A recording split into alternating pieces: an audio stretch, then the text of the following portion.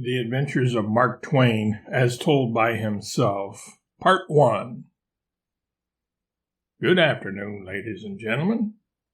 The lecture will be delivered this afternoon by Mark Twain, a gentleman whose high moral character and unimpeachable integrity are only surpassed by his natural modesty and sweetness of disposition. I refer in these general terms to myself, for I am the party. I was obliged to excuse the chairman from introducing me because he never compliments anybody, and I knew I could do it just as well without forgetting any of the particulars. Besides, you never know what a person is going to say when they introduce you. For example, about 30 years ago, when I was just starting out on the lecture circuit, I was in the mining camp of Red Dog up around Grass Valley. There I was introduced by an old miner who was pressed into service. He tried to get away, but they caught him and pushed him up on the stage. All he had to say about me was this: I only know two things about this man. One is that he's never been in the penitentiary. And the other is that I can't imagine why not. And so now I play it safe and introduce myself. I had intended to tell only the truth this afternoon, but I may have already misled you. I must now confess to you that Mark Twain is not my real name. My parents, John and Jane Clemens, gave me the name Samuel. I didn't become Mark Twain, as it were, until 1863. I was born in 1835 in Florida, Missouri, that is. I don't remember much about that little village, though, because we moved away from there when I was just 3 years old, a few miles to the northeast of Hannibal on the Mississippi River. Hannibal was a new town when we moved there and growing. In fact, when I was a boy, it became the second largest place in Missouri, the only larger one being St. Louis downriver, which had about 30,000 inhabitants at the time. St. Louis was not only the largest city in Missouri, but the largest city west of the Mississippi. Back in Florida, I had been born prematurely, frail, sickly. When a neighbor lady came visiting soon after I was born, she looked at me in my crib, then turned to my mother and said, "You don't expect to raise that babe, do you?" My mother allowed she would try. Not long ago, I asked my mother, "I suppose that during all that time you were uneasy about me?" "Yes, the whole time," she admitted. "Afraid I wouldn't live?" She seemed to consider for a while and said, "No, afraid you would." It may seem that I did my best to not survive my childhood. I almost drowned 9 times while we lived in Hannibal, mostly in the Mississippi, but a few times in Bear Creek, too. My mother wasn't overly concerned about it, though. She said, "People born to hang are safe in the water." Hannibal was a good place to grow up in. It certainly was an interesting place anyway, with many fascinating characters. Most of the events in The Adventures of Tom Sawyer and Adventures of Huckleberry Finn actually did happen in and around Hannibal, and the characters in those books of mine were people I knew, people I grew up with. Of course, I changed their names. Laura Hawkins became Becky Thatcher. Tom Blankenship became Huckleberry Finn, etc. The town itself became St. Petersburg in those books of mine. But eventually I felt the need to light out on my own. I was ambitious and adventurous, and I didn't seem to be getting anywhere working in newspaper offices around Hannibal as a printer's devil, or apprentice printer. So I decided to go to the Amazon and become a coca magnate. This was back in 1854 when I was 18 years old. You see, I had just read a new U.S. government report, and I had been mightily attracted by what the report had to say about coca. I read that this was a vegetable product with miraculous powers to sustain and nourish life, so nourishing and strength-giving that the natives there would tramp uphill and down all day on a pinch and require no other sustenance. So I made up my mind to go to the headwaters of the Amazon and collect coca and trade in it and make a fortune. I left for New Orleans with this great idea filling my mind. One of the pilots of the Paul Jones on which I had taken passage was a man named Horace Bixby. Little by little, I got acquainted with him, and pretty soon I was doing a lot of steering for him on his daylight watches. When I got to New Orleans, I inquired about ships leaving for the Amazon and discovered that there weren't any, and learned that there probably wouldn't be any during that century. It had not occurred to me to inquire into these particulars before, so there I was. I couldn't go to the Amazon. I had no friends in New Orleans and no money to speak of. So I went to Horace Bixby and asked him to make a pilot out of me. He said he would do it for $500. $100 cash in advance, and then $400 out of my first earnings once I became a licensed pilot and started earning wages. You see, cubs, or apprentice pilots, they didn't receive wages, just board, place to sleep, and food to eat. And that only when we were on the ship.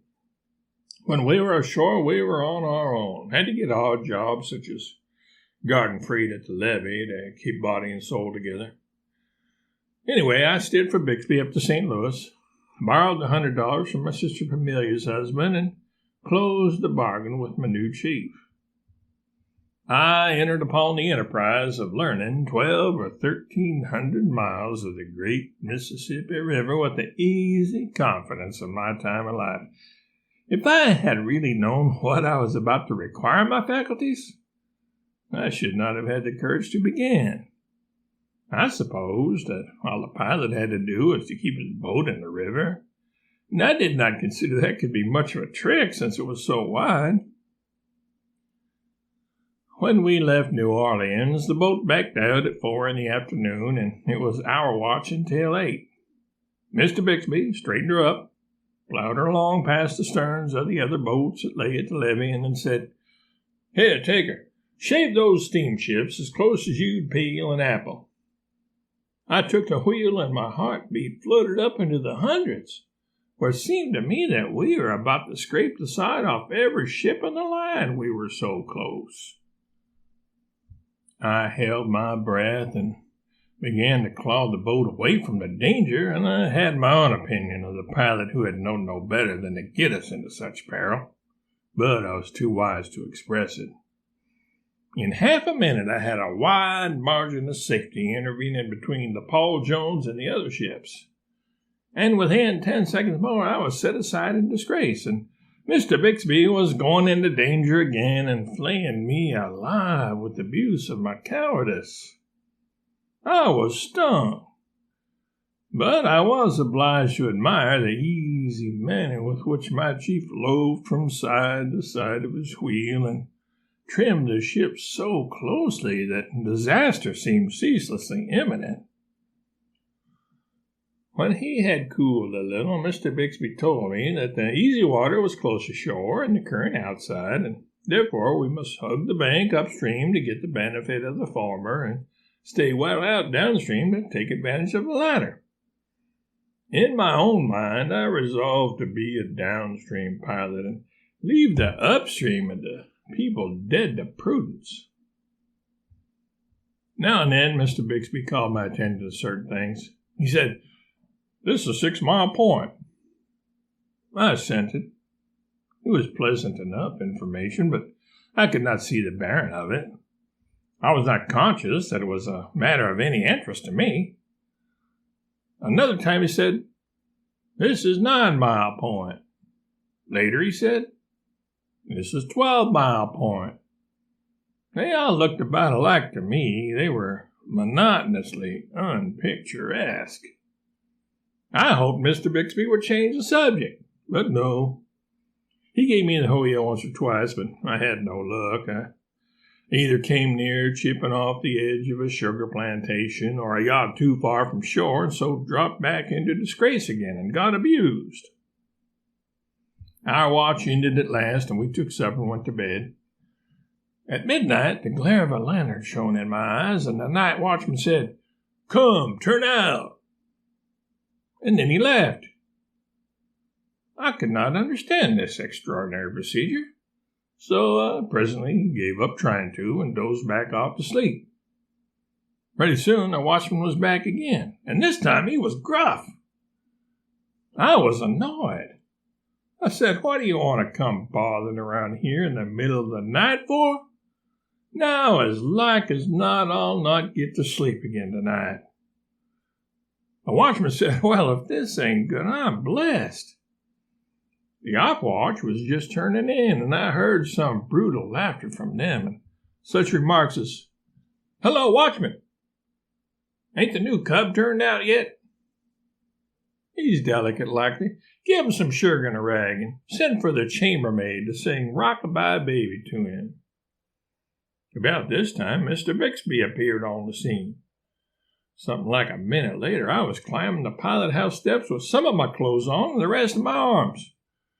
Mr. Bixby was close behind, commenting. Here was something fresh, the thing of getting up in the middle of the night to go to work. It was a detail in piloting that had never occurred to me at all. I knew that boats ran all night, but somehow I had never happened to reflect that somebody had to get up out of a warm bed to run them. I began to fear that piloting was not quite so romantic as I had imagined it was. There was something very real and work-like about this new phase of it. After a while, Bixby began to examine me. "What's the name of the first point above New Orleans?" I was gratified to be able to answer promptly, and I did. I said I didn't know. "Don't know?" This man had jolted me. I was down at the foot again in a moment, but I had to say just what I had said before. "Well, you're a smart one. What's the name of the next point?" Once more, I didn't know. "Well, this beats anything. Tell me the name of any point or place I told you." I studied a while and decided that I couldn't. "Look here, where do you start out from above 12 Mile Point to cross over?" I don't know." You don't know," he echoed, mimicking my drawling manner of speech. "What do you know?" Nothing for certain." "By the great Caesar's ghost, I believe you. You're the stupidest dunderhead I ever heard of, so help me Moses. The idea of you being a pilot, why, you don't know enough to pilot a cow down a lane." Oh, but his wrath was up. He was a nervous man, and he shuffled from one side of his wheel to the other as if the floor was hot. He would bawl a while to himself and then overflow and scald me again. "Look here, what do you suppose I told you the names of all those points for?"